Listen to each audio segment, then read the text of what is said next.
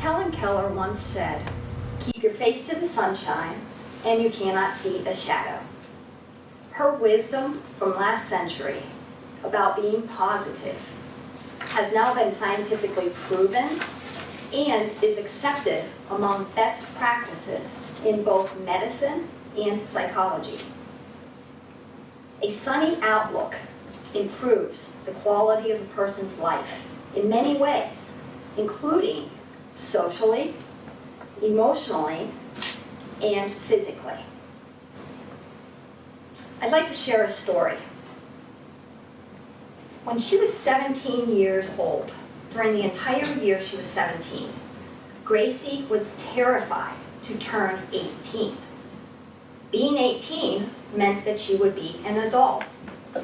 And adults have to do scary things, like get a job and live more independently. Gracie was determined to remain a child forever. Well, you know what happened, don't you? She turned 18. As extreme as it sounds, one of her worst fears came true. Gracie responded by becoming extremely negative. Negativity oozed out of her. It was there in the words that she used, in her tone of voice, and in her body language. Her therapist responded by giving her a new life skill to work on. This new one, be positive. I observed the effects of Gracie's negativity rippling through her entire life.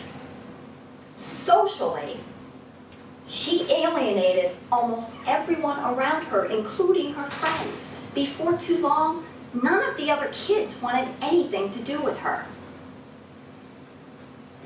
According to Robert D. Putnam, who is a political scientist from Harvard University, positive people have more friends, which is a key factor in happiness and longevity. But it doesn't just stop there. Daniel Goleman, the psychologist who's best known for introducing the concept of emotional intelligence to the general public, he has found that positive work environments outperform negative ones.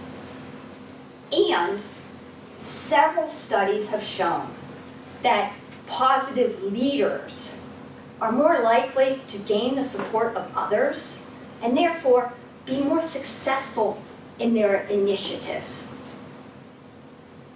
Emotionally, Gracie's negativity took a huge toll on her.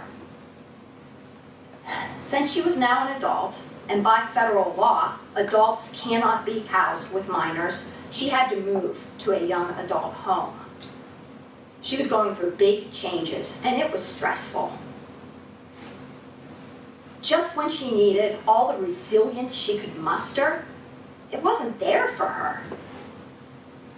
Several studies have shown that optimistic people are more resilient when facing change and adversity. This is because positivity counters the effects of stress. For example, it is impossible to feel stress and gratitude at the same time.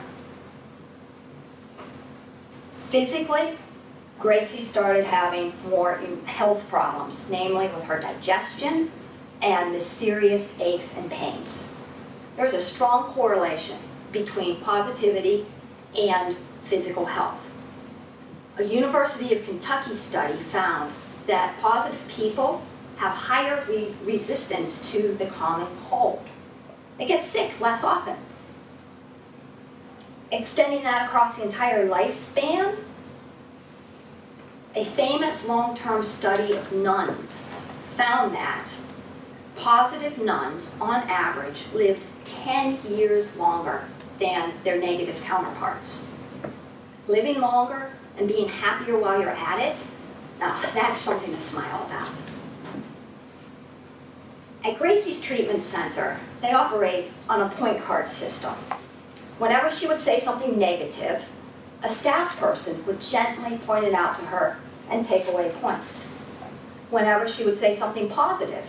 A staff person would also point it out to her with kudos and add more points. After a number of weeks of this, Gracie said to me, "Mom, I didn't realize how negative I was being."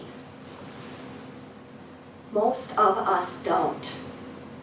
Although most of us are not as extreme as Gracie, many of us are more negative than we realize, myself included.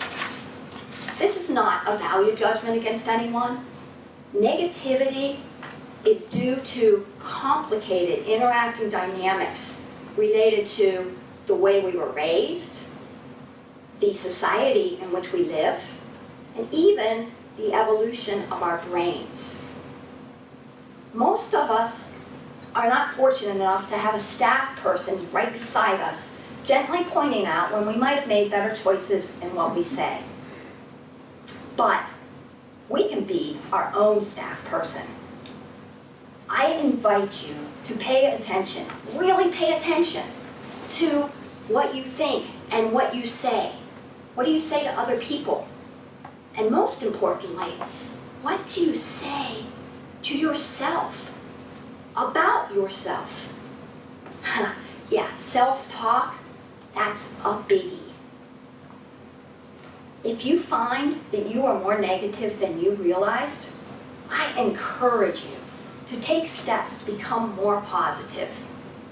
Your quality of life is certain to improve.